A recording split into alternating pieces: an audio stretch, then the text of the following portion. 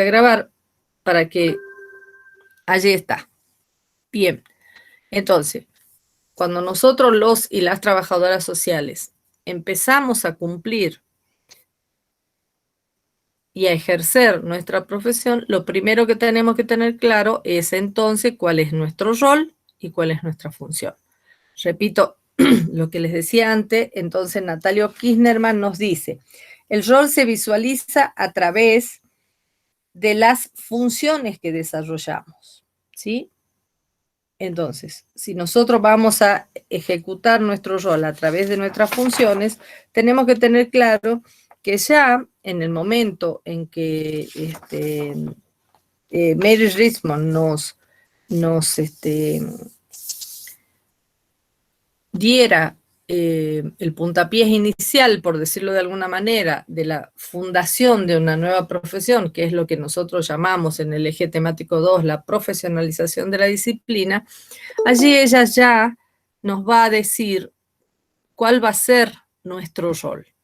Y hoy sigue siendo el mismo, o sea, el de educador social, que esto lo tienen ustedes en el libro de Natalio. Exactamente, dice, llegamos así a definir nuestro rol. Entendemos, como en su momento lo entendió Mary Richmond, que nuestro rol es el de educador social. ¿Por qué? Se pregunta Natalio. Porque, en primer lugar, definimos educación como un proceso de interacción entre sujetos y su medio. Y acá siempre tengamos en cuenta que Mary Richmond siempre trabajó con esta concepción, de que nunca hay que verlo al sujeto solo, sino al sujeto en relación con su medio. ¿Por qué? Porque ella insistía que todos y cada uno de nosotros estamos atravesados permanentemente por esa realidad que significa nuestro medio, nuestras cuestiones culturales, nuestras cuestiones familiares, todo lo que hace a nuestro acervo cultural es lo que somos y es lo que nos atraviesa. Por eso ella insistía tanto en el concepto del medio, ¿sí? A su vez dice, también va a decirnos ella, que mediante el cual, entonces decimos que es, ¿por qué decimos que somos educadores sociales? Porque en primer lugar definimos que la educación es como un proceso de interacción entre sujetos y medio, mediante el cual estos se aproximan a través de instrumentos para operar en una realidad concreta, transformándola y transformándose, dice ella, dice él, ¿no? Y transformándonos también a nosotros, porque fíjense que una de las cosas que nosotros insistimos mucho siempre es que los trabajadores sociales nos transformamos permanentemente en ese encuentro con el otro, porque es muy probable que todos y cada uno de los sujetos o ciudadanos que vienen a nuestro encuentro van a estar totalmente atravesados, no solo por lo que nosotros somos como trabajadores sociales, sino por lo que ellos nos vienen a plantear. Entonces, siempre vamos a estar entonces pensando en que es transformarnos a sí mismos y transformar la realidad como cuando hablamos de lo que es el objeto de intervención, ¿se acuerdan? Y dice, adquirir conocimientos, sistemas conceptuales y valorativos que nos permiten necesariamente entrar en ese encuentro con el otro para tener la posibilidad de contactarnos con la realidad de ese sujeto, que es un ciudadano, que es un grupo, que es una comunidad, con las que a nosotros nos va a tocar intervenir en nuestro proceso de intervención profesional. Obviamente hoy lo que ustedes están haciendo es adquiriendo los conocimientos necesarios para lograr tener la posibilidad entonces de conocer al otro en su realidad y en su construcción social, siempre pensando que ese sujeto tiene una historia. Y nosotros también tenemos nuestra propia historia, entonces en ese encuentro con el otro vamos a tener la posibilidad de transferirle nuestros conocimientos, si es que los tenemos totalmente formados, y eso le va a permitir al sujeto entender el proceso por el que se encuentra atravesando y demás. Por eso es que siempre decimos que los y las trabajadoras sociales tenemos que tener presente que al encuentro con el otro debemos estar lo suficientemente formados, incluso en algunos casos cuando algún sujeto o algún ciudadano que viene a nuestro encuentro nos plantea situaciones de las que desconocemos, es preferible no decir demasiado, averiguar, informarnos y recién plantearle. Entonces, para esto, ¿qué se supone que hacemos?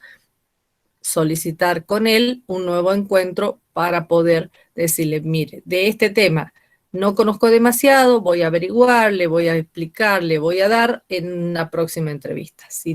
Lo citan con una próxima entrevista y allí recién le dan la información, porque es preferible no decir nada inadecuado a dar una información que no es la correcta para el sujeto. Entonces, vuelvo con lo que decía recién. Vamos a ver, entonces, roles. El rol del trabajador social, como dijimos recién, es el de educador social, pero ¿dónde se va a ver plasmado ese rol? En las funciones.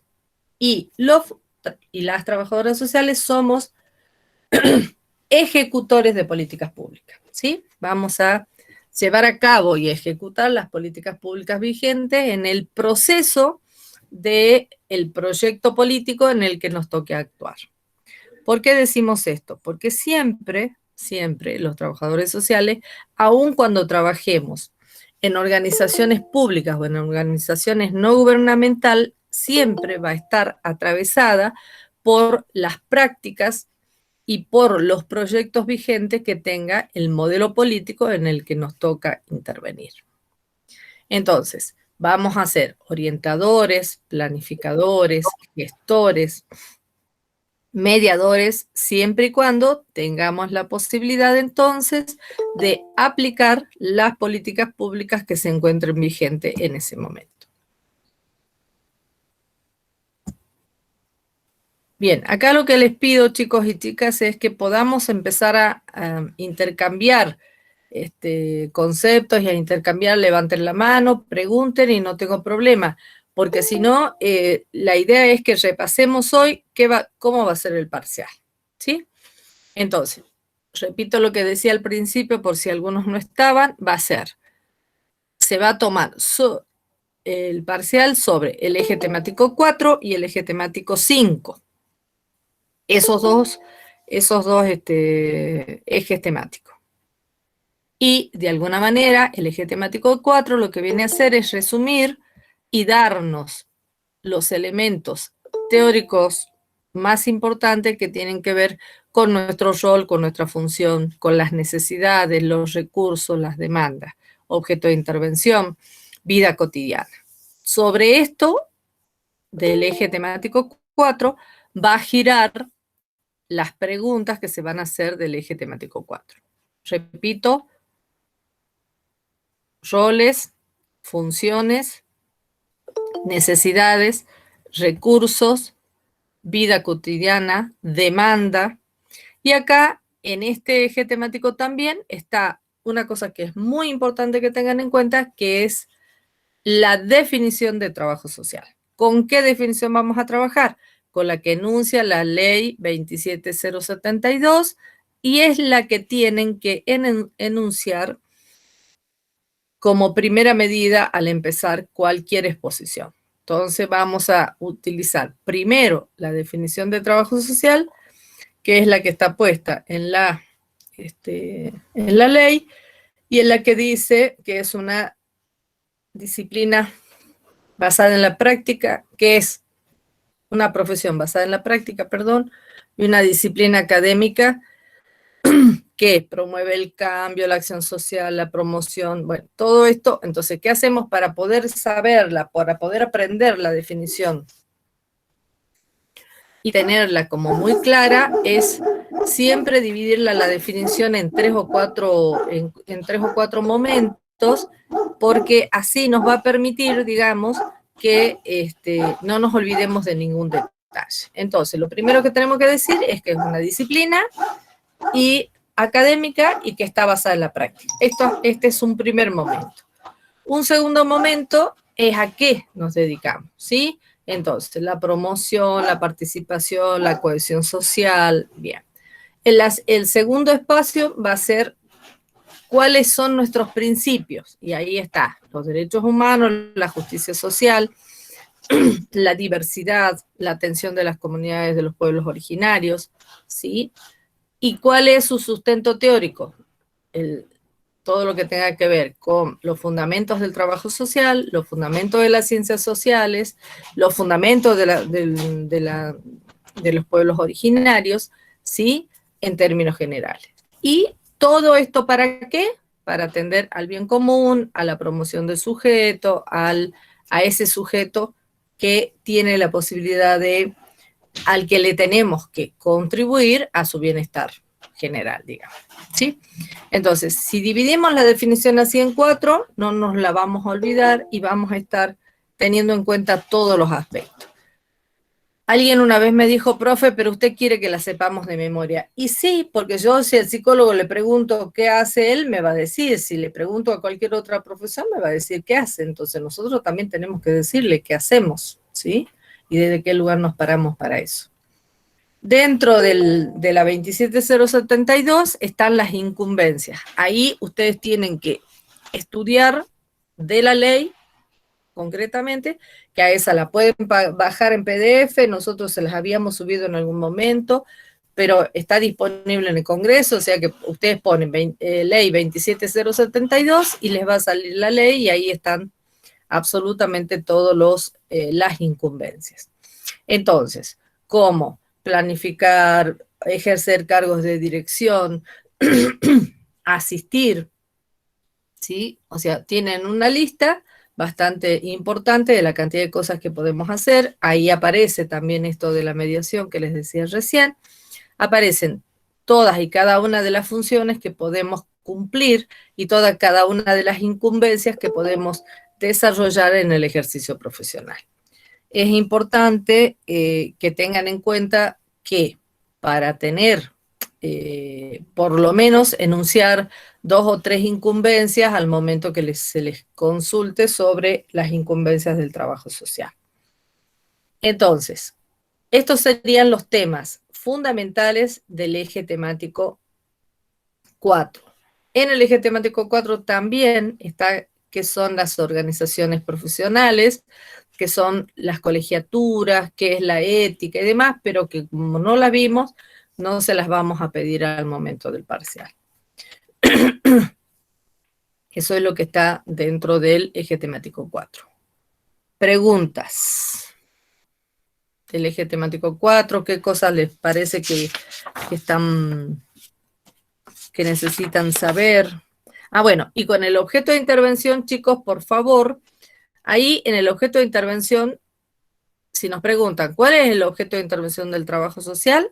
Los problemas sociales complejos. Hemos leído el texto de Samanillo y donde ella termina diciendo, sobre todo Nidia Alwin, termina diciendo que los trabajadores sociales intervenimos en los problemas sociales. Le vamos a agregar entonces a esto lo que nos plantea Edgar Morin, que nos obliga de alguna manera a pensar en la complejidad. Entonces, por eso es que terminamos diciendo que el objeto de intervención son los problemas sociales complejos.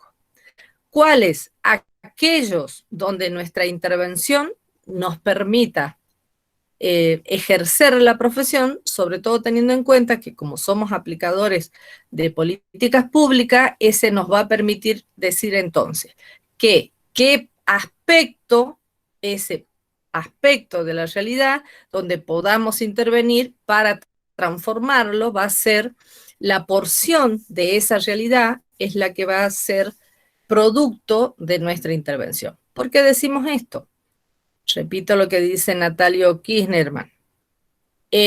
No nos tenemos que olvidar que los trabajadores sociales somos aplicadores de política pública y como somos aplicadores de política pública, cuando nos toque intervenir en algún proyecto o en alguna repartición, siempre, o en algún área del trabajo social, en algún área donde vamos a ejercer nuestra profesión, esa área obviamente no va a tender a atender todas las problemáticas que los ciudadanos nos traen a nuestro encuentro. Por eso es que dice que va a atender esa porción de la realidad que es posible transformar desde el lugar donde ejecutamos nuestra profesión, donde ejerzamos nuestra profesión.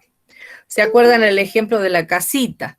O sea, un ciudadano puede traer muchísimas problemáticas sociales a nuestro encuentro y nosotros les diremos y haremos un abordaje integral, como les decía la vez pasada, pero ese abordaje integral va a estar necesariamente atravesado por tener que atender la realidad de ese sujeto en relación al área de intervención que nos toque. Por ejemplo, yo les decía la vez pasada, si viene al sistema de salud y plantea una serie de problemáticas que el ciudadano tiene desde su realidad, lo que vamos a hacer es decirle, bueno, nosotros trabajaremos con usted todo aquel aspecto que tenga que ver con la salud, como para ver de conseguirle la medicación que necesita, ver si se puede afiliar, si tiene alguna obra social o que el sistema de salud le provea los medicamentos o le provea los recursos que necesita, póngale que sea una persona que tenga una discapacidad, que le provea el tutor para la piernita del niño, que le dé, bueno, esto. Ahora, yo no puedo dejar de asistir, ¿sí? Y de atender las otras problemáticas que el sujeto plantea. Para eso, ¿qué haré? Decirle, por el caso de violencia, tiene que ir al Consejo de la Mujer, que está en la calle, Sarmiento, en tal dirección, y empezamos a escribirle y darle la información a este ciudadano como para poder acompañar estos procesos que el ciudadano tiene al momento de nuestro encuentro. Por eso es que siempre decimos que vamos a atender una porción de la realidad en la que podemos transformarse, podemos acompañar en la transformación, que se transforme a sí mismo y transforme la realidad en la que él vive. Por eso vamos a utilizar, vuelvo a repetir, para definir el objeto de intervención, esto de problemas sociales complejos y acompañar la definición del CELAT que tienen ustedes en el libro donde han hecho el práctico. Escucho alguna pregunta, alguna sugerencia, alguna necesidad en particular. Repito lo que decía antes, que vamos a ver de que vuelvan a subirle los power. Profe, Sí. buenas tardes, tengo una consulta. Sí. Con respecto a los aspectos de la vida cotidiana, ¿en qué se va a basar, digamos, la pregunta del parcial? Porque teníamos una sola. ¿Tenemos qué? El trabajo libre. Sí. Bueno, cuando hablamos de vida cotidiana, lo que tenemos que hacer en principio es definir lo que es la vida cotidiana según Ana Quiroga y decir cuáles son las áreas donde se desarrolla la vida cotidiana. Ahí no nos queda, no tenemos mucho margen de juego, digamos. ¿Dónde se desarrolla la vida cotidiana? En la familia, en el trabajo o en el tiempo libre, digamos. Por eso es que ella habla ahí de estos tres ámbitos, pero y que también allí le hace la crítica a esa vida cotidiana, ¿no? Pero en principio, obviamente, primero la definición de lo que dice Ana Quiroga, de dónde se desarrolla la vida cotidiana de los sujetos, y después estos tres ámbitos muy importantes para cada uno de los sujetos, porque no nos olvidemos acá, y ella insiste en esto, con las cuestiones culturales, ¿sí? Acuérdense que lo cultural tiene como atraviesa, digamos, ¿no? La vida de los sujetos, y eso hace que todos y cada uno de los sujetos estén condicionados por sus cuestiones culturales, ¿no? Por eso es importante que tengan en cuenta este detalle. las cuestiones culturales, ¿no? Tengo acá a mano el texto y por eso estaba intentando ver qué otra cosa les puedo decir de lo de Ana Quiroga y Josefina Racedo. ¿Se entendió Susana? Sí, profe. Gracias. O sea, ¿cómo experimentamos esa vida cotidiana? A ¿Sí? través del trabajo, el tiempo libre y la familia. Y cómo esos objetos, o sea, esos espacios nos permiten a los ciudadanos estar atravesados de condiciones particulares, porque no es lo mismo el ámbito de la familia que el ámbito laboral, que el ámbito del tiempo libre. Cada uno de ellos tiene características particulares y ella plantea que estos hechos son muy difíciles de clasificarlos porque uno tiene en muchos casos muy atravesadas las cuestiones de donde desarrolla la vida cotidiana. ¿Por qué? Y porque en muchos casos pasamos muchas horas, por ejemplo, nosotros los trabajadores sociales, muchas horas en nuestro ámbito laboral, pero a la vez la familia está condicionando permanentemente esa situación. Ustedes imagínense un ciudadano o ciudadana que tiene, sobre todo en el caso de las familias que tienen niños y que quedan solos en la casa, entonces la mamá o el papá están permanentemente atravesados por esa situación que viven los niños mientras no están con ustedes o con el papá y la mamá, pero a la vez también el aspecto laboral va a atravesar nuestra vida cotidiana en el sentido no solo de que es la que nos provee los medios de producción para desarrollar nuestra vida cotidiana, sino también porque muchas veces, y en muchos casos, este grupo de personas con las que trabajamos también comparten con nosotros otros ámbitos de nuestra vida cotidiana. Entonces, no solamente el laboral. Entonces, por eso es que está permanentemente atravesado esta realidad con las situaciones laborales, ¿no? Entonces, por eso es que siempre tenemos que estar pendientes, digamos, de que estos atravesamientos van a ser posibles, digamos, ¿no? Porque uno de alguna manera desenvuelve su vida cotidiana en día tras día, ¿no es cierto?, en nuestras historias individuales, pero también implican acciones vitales como el nacimiento, la producción, distintas cosas que nos pasan diariamente y que están permanentemente atravesándonos en nuestras vidas cotidianas. Por eso es que es tan importante este concepto, porque aparte, y acá hay otro elemento que es importante y que Ana también lo menciona, y que es que nosotros, trabajadores sociales, también estamos atravesados por esas mismas cuestiones de la vida cotidiana. Entonces, no es que le pasa solamente al otro esta realidad de la vida cotidiana, sino también a nosotros. Entonces, los trabajadores sociales también estamos atravesados por esa vida cotidiana. Y una cosa que nosotros insistimos mucho siempre es, no nos olvidemos que el atravesamiento de esa vida cotidiana en el trabajador social es un tanto compleja porque tenemos que poder utilizar esta cuestión del distanciamiento, no el distanciamiento social ahora, sino el distanciamiento instrumental que le llamamos nosotros, que para poder mirar con perspectiva qué le pasa al otro. Porque muchas de las cosas que le pasa al otro, a ese sujeto que viene a nuestro encuentro, también nos pasan a nosotros. Entonces, por eso es que hay que buscar tener claro y estar muy bien formado para evitar atravesar lo que nos pasa a nosotros, que lo que dicen los psicólogos es hacer transferencia hacia el otro sujeto, ¿no? Sí, Susana, espero haberte contestado lo que me preguntabas. Gracias.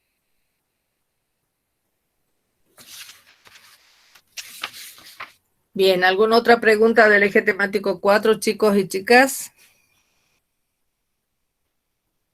Es muy importante que tengamos en cuenta estos, que en realidad es mucho menos material del que han tenido en el primer cuatrimestre, así que, bueno, traten de leer estos últimos días lo que les queda para poder hacer el parcial con tranquilidad y poder por lo menos, ya que se han sacrificado tanto todo el año, superar este parcial y tener la posibilidad por lo menos de promocionarla o de quedar como regular a los efectos de que puedan después cursar dentro de unos meses nomás el segundo año, ¿no? Así que es importante que puedan tener en cuenta de hacer este último esfuerzo que les queda como para aprobar esta materia, ¿no? Bien. Y cuando Ana Quiroga dice ahí que el tiempo libre también está condicionado, por ejemplo, de una mamá que sale del trabajo y tiene que enseñar la tarea a sus hijos, ¿cómo lo podemos plantear eso? Así como yo le digo. Y sí, porque de hecho la mamá cuando sale de trabajar, bueno, a ver, la mujer en términos generales trabaja las 48 de las 24, ¿no? Porque no es que de pronto sale de su trabajo y va a su casa y no hace nada, digamos, porque tiene toda la vida, todo el tiempo, sobre todo si ha sido mamá, que seguir con actividades cotidianas en su ámbito laboral, en su ámbito doméstico, quiero decir. Entonces, es simplemente decir, la vida cotidiana de los sujetos nos atraviesa permanentemente en todos los ámbitos. Y el tiempo libre es muy relativo, ¿no es cierto? A los efectos de que la mamá, cuando vuelve a la casa, debe continuar con toda la actividad que significa estar a cargo de los niños y demás. Esperando siempre que haya un papá que también colabore, que se siente con los niños a hacer los deberes, que pueda hacer la limpieza de la casa, que pueda cocinar. Ahora, esto también depende del posicionamiento que tiene la mamá frente a su vida cotidiana, ¿no es cierto? Entonces, por lo general, tenemos que tender, digamos, a plantear que la vida cotidiana de los sujetos, de los y las trabajadoras, no estoy hablando de los trabajadores sociales, sino de los y las ciudadanas que vienen a nuestro encuentro a la consulta, su vida cotidiana también está atravesada por las mismas realidades que tenemos todos, ¿no? Todos y cada uno de nosotros. Pero sí está bien planteado así, Susana, porque de verdad la vida cotidiana de todos y todas va a estar bastante limitada en función de cuánta sea la realidad que la espera al momento de salir de su trabajo por el que percibe algún dinero, pero que cuando llegue a la casa debe continuar trabajando. Y acá me parece una cosa interesante, chicos y chicas, que es plantear, fíjense las críticas que hubo cuando se le dio las jubilaciones a las amas de casa, ¿no? Imagínense lo que le pasa a las mujeres cuando vuelven de su trabajo y deben seguir trabajando en su casa. O aquellas que han trabajado limpiando hogares de mucha gente, que nunca le han hecho los aportes, entonces por eso digo que hay una crítica ahí, y es una crítica a la vida cotidiana concretamente, porque se ha cuestionado mucho, porque decían que ellas no aportan, ¿no? Que no aportaron. Y la realidad es que todos y cada uno de nosotros, absolutamente todos los días de nuestras vidas, aportamos. Y mucho más una mamá que ha trabajado en 3 o 4 casas fuera de su casa, volvió a su casa, seguía trabajando, y nunca ha tenido la posibilidad de gozar ni de vacaciones, ni de tener un salario digno, ni de tener vacaciones, por ejemplo, entonces ni vacaciones pagas, mucho menos. Entonces, por eso digo que hoy por hoy la jubilación de ama de casa viene a cubrir de alguna manera esta situación que vivieron las mujeres históricamente en nuestro país, ¿no? Sí, ¿algo más?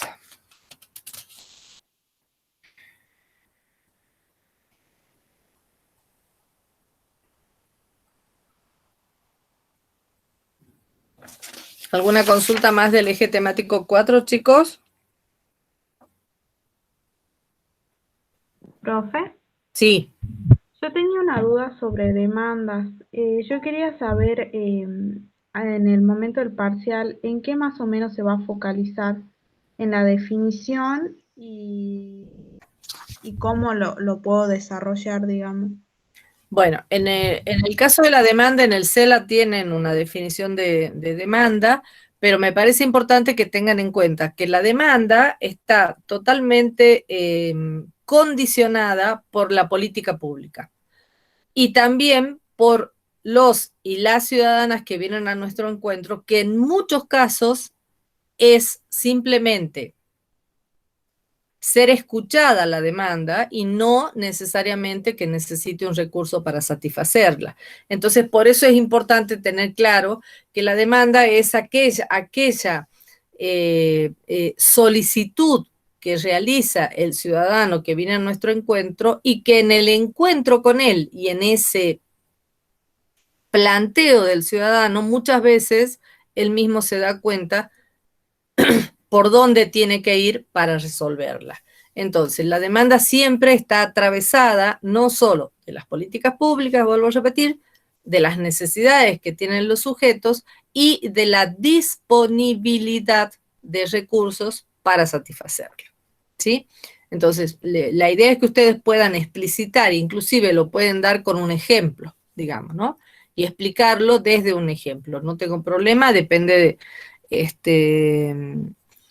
Yo voy a tomar oral, así que bueno, va a ser más fácil de que lo puedan explicitar, pero esa es la idea, ¿no? Que puedan,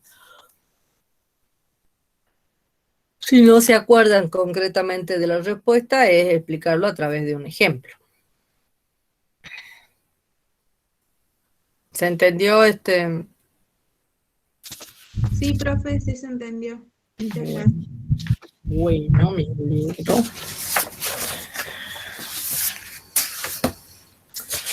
¿Algo más? Profe, disculpe, yo no entendí mucho lo de los satisfactores, pero no lo puedo, Bien. no lo puedo definir. ¿Qué es lo que no entendiste de ¿Qué no entendiste de los satisfactores? Porque la profe me pedía 5 ejemplos para fines analíticos y yo no lo entendía, lo leía, lo volvía a leer. 5 ejemplos. Para fines analíticos. Bien. A ver, ahí lo que tienen que hacer es tomar el texto que no lo tengo acá, estoy tratando de buscarlo a ver si lo tenía, tomar el texto de A Escala Humana, acá lo tengo, y tratar de trabajar con el cuadrito que tiene Magnif, ¿sí?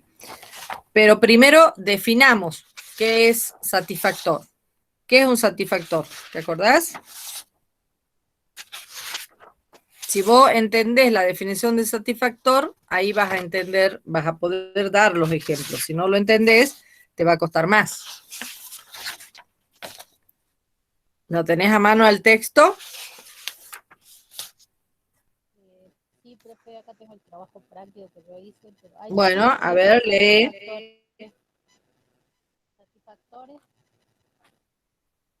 son formas de ser, tener y estar de carácter individual y colectivo, conductores a la actualización de una necesidad, ya sea en el sentido positivo o negativo. Los satisfactores pueden ordenarse dentro de los cruces de matriz que, por un lado, clasifica las necesidades según las categorías existenciales de ser, tener, hacer y estar. Y por el otro, los clasifica según categorías axiológicas de subsistencia, de protección, de afecto, entendimiento, participación, afecto, ocio, identidad y libertad. Y después ya vienen los otros satisfactores. Bien, pero ahí lo primero que tenemos que hacer, Susana, es definir bien lo que es los satisfactores. Los satisfactores tienen que ver, están muy atravesados por las cuestiones culturales. No todas las sociedades satisfacen sus necesidades de la misma manera. Los satisfactores, por lo general, no son bienes económicos disponibles, sino que están referidos a aquellos que representan ese ser, tener, hacer y estar, como bien decías vos. Entonces, ojo, porque cada sociedad le imprime a la necesidad una característica particular por la cuestión cultural, como dije, y el satisfactor también va a estar definido y atravesado por esa necesidad. Entonces, cuando yo hablo, por ejemplo, yo les daba la vez pasada el ejemplo de la necesidad de alimentación, ¿sí? Cuando nosotros planteamos la necesidad de alimentación de un bebé, lo primero que nos planteamos es, que inclusive Magnif lo da como ejemplo, ¿cuál es el primer alimento que el bebé debe consumir? La leche materna. Bien, la leche materna, ¿es un satisfactor o un pseudo satisfactor? Un satisfactor. ¿Por qué? Porque creo que en todas las sociedades los niños reciben la leche cuando nacen, la leche materna.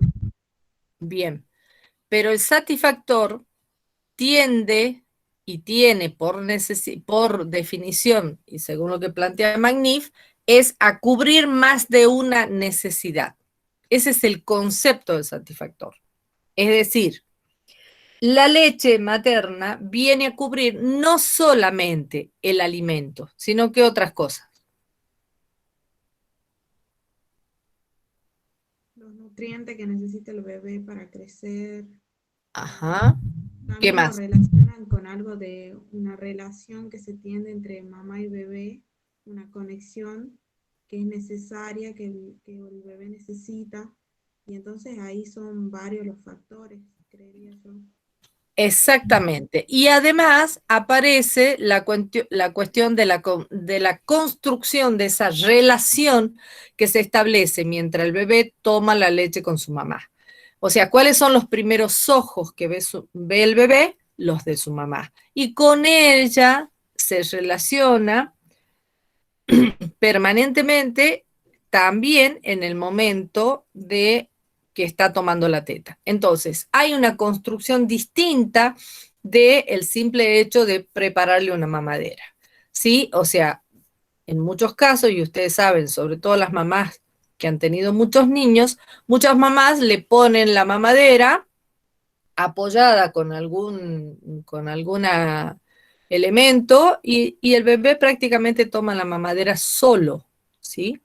No así en el caso de la teta. Por eso decimos que el satisfactor, si bien está condicionado culturalmente, en el caso de la leche materna es el satisfactor más universal, digamos, y que hasta ahora se ha comprobado que es el que mayor posibilidad tiene de ayudar al niño, y en este caso sí está bien utilizado el concepto de ayudar al niño a su crecimiento y a su desarrollo por esta cuestión. No solamente es alimento, sino es afecto, contención, eh, conexión, relación, ¿se entiende? No es lo mismo que la mamadera.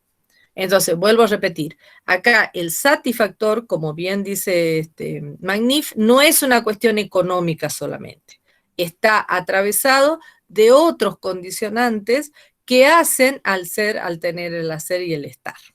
Por eso él habla de categorías ontológicas, que son categorías atravesadas por las cuestiones filosóficas de la construcción de esa cultura. Por eso es que está hablando de la construcción cultural de la satisfacción de necesidades. ¿Se entendió, Susana? Sí, profe, igual lo voy a volver a leer ya de nuevo. Volverlo a leer desde esta perspectiva que te estoy planteando. ¿Sí? Bueno, profe, Bien. gracias. Y ahí vayan al cuadrito y fíjense que abajo del cuadrito tiene varias definiciones. La columna ser registra atributos personales o colectivos que se expresan como sustantivo. Es ahí donde vos puedes sacar los ejemplos. La columna del tener registra instituciones, normas, mecanismos, herramientas, no en sentido material. Ojo con esto, no en sentido material. Leyes, etcétera, que pueden ser expresadas en una o más palabras. Y la columna del hacer registra acciones personales o colectivas que pueden ser expresadas como verbos, ¿sí? Y la columna estar registra espacios y ambientes. Entonces, si yo tomo, por ejemplo, el de subsistencia y el de ser, fíjense, salud física, salud mental, equilibrio, solidaridad, humor, adaptabilidad, ¿sí?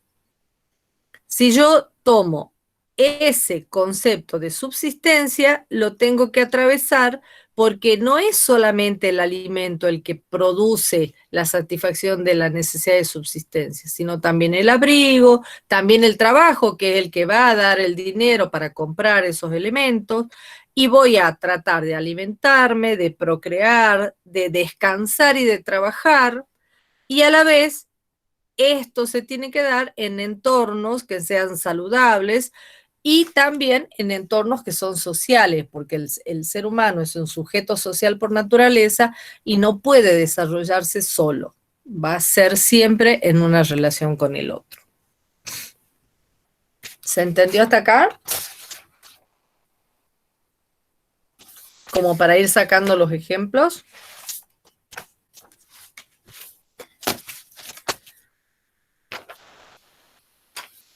Sí, profe. Bueno. ¿Qué les parece si pasamos a la bolilla 5? Porque ustedes esto lo pueden seguir trabajando con sus profes en cada una de las comisiones también, ¿no? Que de hecho toda esta semana los que tienen práctico vuelvan a trabajar y a seguir haciendo las consultas con las profes de los prácticos.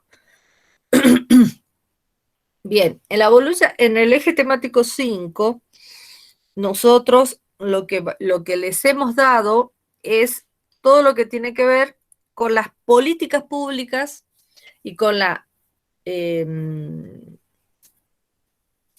construcción de esas políticas públicas a partir de conceptos como neoliberalismo y cómo el neoliberalismo nos va a dar y qué características tienen las políticas públicas del neoliberalismo a los efectos de entender cómo la aplicación de esas políticas públicas pueden estar siendo condicionadas por el proyecto político, como bien dije. O sea, es decir, cuando nosotros definimos cómo son las políticas públicas del estado de bienestar, dijimos que eran universales. En el caso de las políticas públicas neoliberales, son focalizadas. Son de cogestión, son de privatización, son de expresión mínima, por decirlo de alguna manera, porque lo que tendieron a hacer las políticas públicas neoliberales era simple y sencillamente, y en muchos casos solamente eso, era cubrir la cuestión de los alimentos. Es más, así nace el plan de jefas y jefes, que en ese momento, como está puesto en el Power, que en ese momento significaba aportar 150 pesos para cubrir las características calórico-proteicas que necesitaba una familia con 4 miembros, ¿sí? Entonces, fíjense, allí está como muy focalizado la característica de esa política pública para ser capaz de cubrir por lo menos y mínimamente, obviamente nadie está diciendo que sea muy grande, el aporte mínimamente los nutrientes calórico-proteicos de subsistencia, ¿sí? Porque no nos olvidemos que en este periodo neoliberal el país ha perdido muchísimas fuentes laborales, las privatizaciones han primado, acuérdense que inclusive tuvimos, ustedes no se deben acordar, pero los que tenemos unos años más, desapareció la jubilación y aparecieron las AFJP como una expresión de aporte, como un modelo que vino de Chile específicamente y de España en algunos casos, y que significaba que vos aportabas todos los meses y eso era como una caja de ahorro. Esa caja de ahorro obviamente no tiene la característica de solidaridad que tiene las jubilaciones como están planteadas ahora, y entonces eso ha permitido que muchísimas personas que Por ejemplo, las personas que no trabajaban en relación de dependencia no tenían ninguna posibilidad de jubilarse y la previsión social era solamente a través de esa caja de ahorro que tenían. Eso ha significado no solo que haya mucha gente que por suerte no se sostuvo en demasiado tiempo, pero sí las personas que ya les tocaba jubilarse percibieron una jubilación más que mínima y no les permitía ni cubrir inclusive los medicamentos. A su vez, también tenemos que pensar en que esas políticas públicas se van a desarrollar. El proyecto neoliberal se va a desarrollar desde la dictadura militar hasta avanzado el 2001. Entonces tenemos un periodo bastante largo de aplicación de políticas neoliberales, donde en el medio aparece un gobierno como el de Menem, que privatiza absolutamente todas las empresas del Estado. Ya se había empezado con algunas privatizaciones anteriores, pero Menem en los 8 años que tiene de gobierno privatiza absolutamente todo, hasta la joya de la abuela, como decían en ese momento, y eso significó el cierre de muchísimas empresas, y acá aparece esta cuestión que es bien importante que la tengan en cuenta, que Margarita Rosa plantea como la nueva cuestión social, o la cuestión social y la nueva cuestión social, que la cuestión social del periodo del neoliberalismo tiene que ver específicamente con la desocupación, la privatización, las AFJP, ¿sí? La desnutrición, o sea, todas manifestaciones de la cuestión social que son necesariamente producto de lo que significó el endeudamiento público, la aparición de la tercera ola del Fondo Monetario, que fijaba las políticas públicas, ¿no es cierto? Entonces, bueno, todo esto hace de nuestro país una realidad bastante compleja. Así que, bueno, todo lo que tiene que ver con las políticas públicas neoliberales, las características de esas políticas públicas, hay un cuadrito que ahí tienen un texto de Goldberg para ver después las políticas restaurativas y las políticas del periodo de Cristina y Néstor, que son las que de alguna manera van a traccionar a dejar de ejecutarse un proyecto neoliberal para salir a un proyecto neo-keynesiano, como había planteado en su discurso Kirchner cuando asume su presidencia. En el caso del 2001, todos ustedes ya habían nacido seguramente, y muchos de ustedes deben conocer algunas cuestiones que han pasado en ese periodo, donde ahí sí tenemos que ver claramente lo que significó toque de queda, golpe de Estado, bueno, todas estas cuestiones que fueron sumamente irritables para un pueblo, y ahí se hace cargo Duhalde, y es ahí donde aparece esto que les decía del plan de jefas y jefes. ¿Cuál es lo interesante de esto? Es que en todos los países latinoamericanos se suceden más o menos en el mismo periodo estas características de políticas públicas, lo que hace que realmente la situación de nuestros países sea bastante complicada, ¿no? Así que, porque ese plan de jefe y jefe fue una propuesta del Fondo Monetario Internacional, entonces se aplica en Bolivia, en Paraguay, en Argentina, en Brasil, en distintos países del mundo se propone esta misma política tendiente a proteger de alguna manera la realidad de ese país. Bueno, después de hablar del neoliberalismo, en el Power está bastante claro, es bien largo el Power, justamente con la idea de que ahí, repasando el Power, más las dos cosas que tienen para leer, porque les hemos sacado mucho material, les se han quedado con Goldberg y otro texto nada más, que me parece que es sumamente interesante, y allí tienen como para leer todo lo que tiene que ver con el... ¿Qué es lo que me parece que es importante? Entonces, definir neoliberalismo, definir las características de las políticas públicas, ahí hay una definición y está en el Power bien claro, sí, Eliana.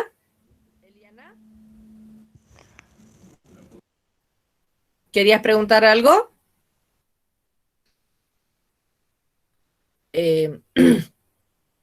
Había abierto el micrófono y me sentía yo en el fondo.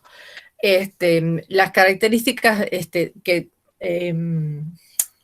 Goldberg las define, mejor dicho, yo las he puesto a esa definición a partir del manual del Bicentenario que se produjera en el periodo de Néstor y Cristina, sobre todo de Cristina, que lo escribe en muchos casos la que fuera en ese momento ministra de Desarrollo Social, que fue Alicia Kirchner, que ella es licenciada en Trabajo Social, doctora en Trabajo Social, que define qué son las políticas mitigadoras, qué son las restaurativas y qué son las constructoras. Entonces, acá esas tres definiciones nos permiten ubicarnos a qué periodo de gobierno, a qué proyecto político corresponden cada una de ellas. Aquellas políticas mitigadoras son como las focalizadas, las restaurativas son aquellas que le devuelven al ciudadano algunos derechos y las constructoras son aquellas en las que le permite al ciudadano que tenga trabajo, que tenga algunas otras actividades que le permita su propia producción y tener sus propios recursos. Sí, Vanessa. Buenas tardes. Yo le quería pedir si nos puede dar ejemplos de las políticas que está nombrando. Bien, de las políticas, ahí tienen en el Power también cuáles son las políticas públicas que se llevaron a cabo en el proceso del neoliberalismo. Tienen que ver todas ellas con, por ejemplo, la caja PAM, el plan de jefas y jefes, tienen ahí todo lo que tenía que ver con proyectos productivos, ¿sí? Con aporte para proyectos productivos, microemprendimiento, siempre entendiendo de que vos, como ciudadano, te tenés que salvar vos mismo, que el Estado no tiene responsabilidad en lo que te pasa, donde el Estado lo que va a hacer es simplemente darte algunos recursos para que vos emprendas tu propia resolución de tu problema, porque el problema de que no tengas recursos es tuyo, no es del Estado. Entonces, acá aparece la gran diferencia que tiene con cómo se entiende la política pública cuando es gasto social, que así fue durante el neoliberalismo, a cuando es inversión social, cuando aparece el estado de bienestar, por ejemplo, el estado neokeynesiano,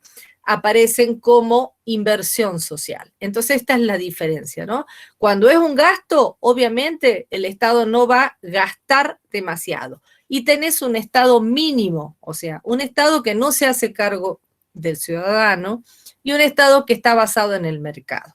En cambio, en el Estado restaurativo o en el neokeynesiano, la idea es que el Estado se hace cargo de los ciudadanos, les reintegra derechos, le permite tener y adquirir nuevos derechos. Fíjense, la asignación universal por hijo, más todos estos aportes que se le dieron a los ciudadanos y ciudadanas durante el tiempo de la pandemia.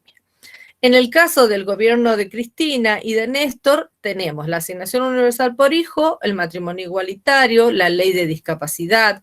Tenemos varias leyes que yo se las nombro en el Power, varias leyes que se promulgaron en ese momento. Y donde trabajó el Ministerio de Desarrollo junto con el Ministerio de Producción para dar respuesta, ¿no?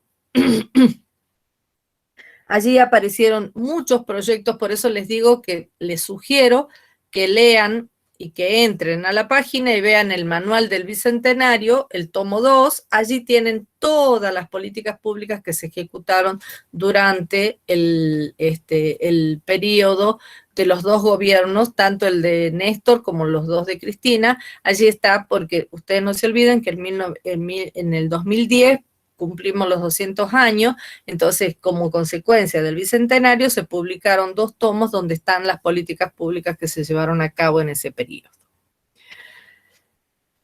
vamos a llegar nada más que hasta el segundo gobierno de Cristina, porque de la aplicación de un gobierno neoliberal como fue el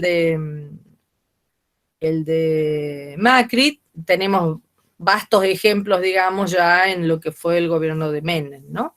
Así que, pero no lo vamos a tomar si no vamos a llegar hasta ese momento, porque ya no teníamos tiempo para darles más material, ¿no? Pero allí están. De todas maneras, en el Power también hay varios ejemplos de las políticas públicas que se llevaron a cabo durante esos dos gobiernos. ¿Se entendió? Quedó.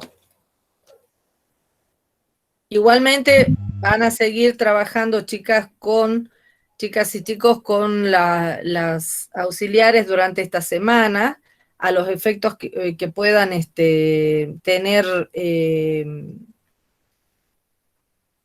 mayor detalle, digamos, de lo que vaya a pasar. Igualmente, la gran mayoría, digamos, no sé qué va a pasar con las comisiones que son más grandes, pero tengo entendido que la profe Norma les da un texto escrito y a la hora y media, 2 horas tienen que contestarle, digamos, por vía mail y al correo institucional de ella.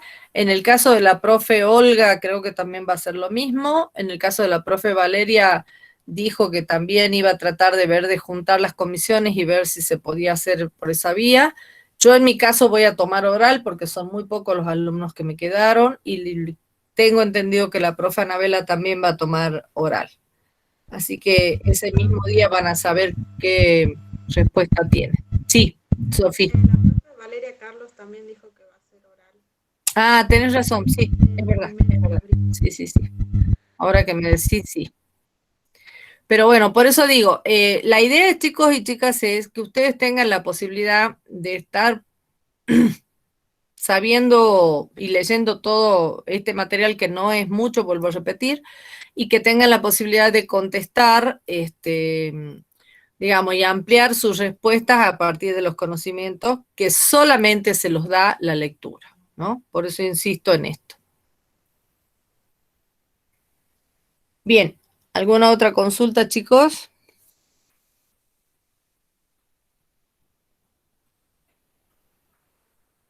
Profe, cuando nos pide el periodo que comprende el proceso del neoliberalismo, ahí ponemos todo.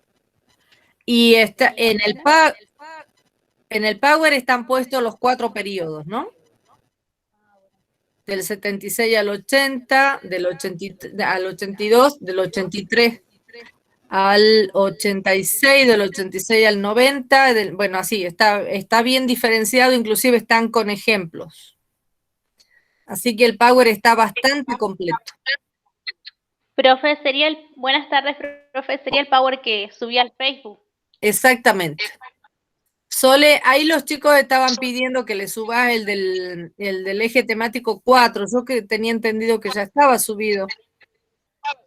Sí, yo lo subí al Facebook, pero me fijo. Yo Bueno. los últimos Power, los 2 Power que usted me mandó ya estaban subidos. Pero bueno, bien. Igual voy a hacer una revisión, me fijo. Sí, porque están el de roles y funciones, ¿te acuerdas que ese era el del año pasado? Así que ese volvéselo a subir por las dudas. Lo tenés, ¿no? Bueno, por las dudas me lo puedes pasar, profe. Sí, te lo paso. Ahí está el de roles, funciones, necesidades, vida cotidiana, roles, funciones, necesidades y demandas, y está el de objeto de intervención. Los dos te los paso. Bueno, para subirlo.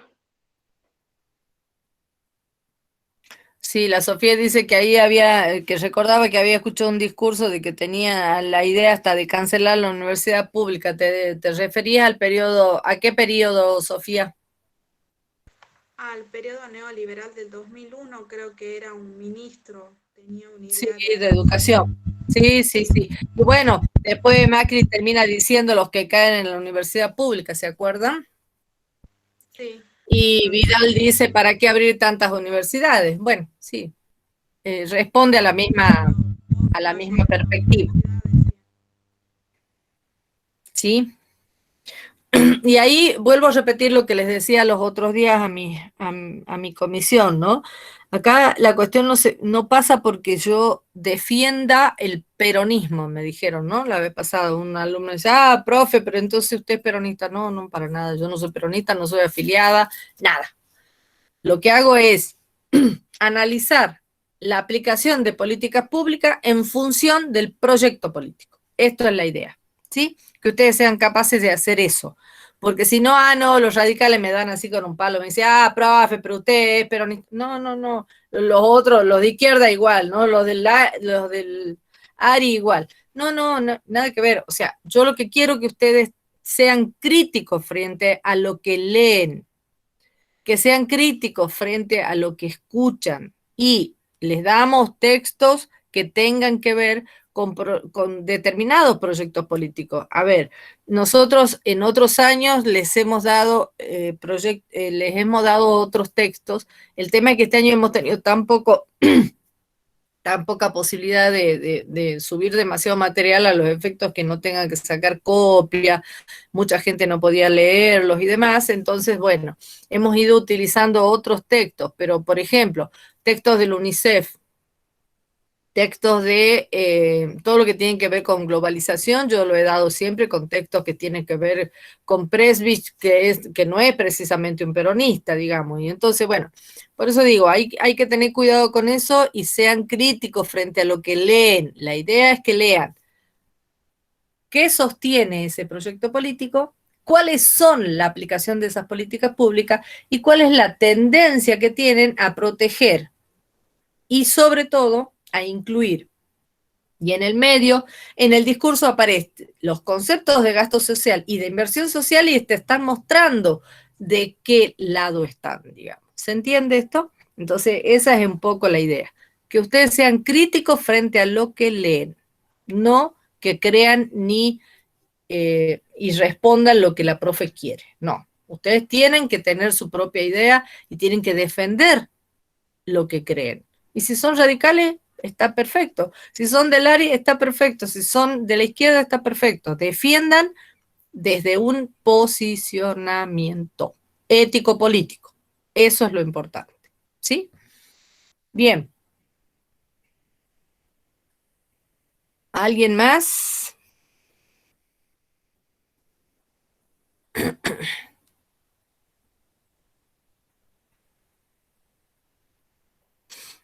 Bueno, chiquillos, entonces, chicos y chicas, si no hay ninguna respuesta más y quieren hacer alguna otra consulta, obviamente estamos a disposición. Por ahí la Sole tiene cómo comunicarse conmigo y nos ponemos de acuerdo, no hay problema, ¿eh?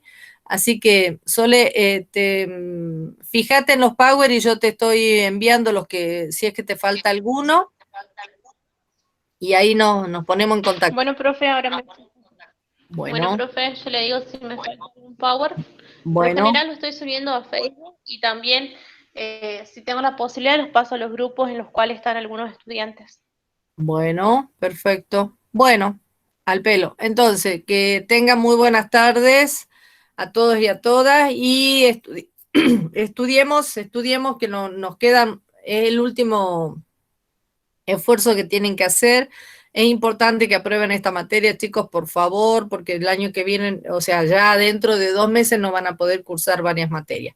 El 2 de mayo empiezan las clases de este año, del 2021, y tienen que tener posibilidades de poder cursarla de la mejor manera posible, ¿no? Que tengan buenas tardes, muchas gracias, nos estamos viendo. No, profe, gracias por todo. Chau, profe, A nos ustedes, vemos. nos vemos, nos vemos. Nos vemos, profe. Nos vemos.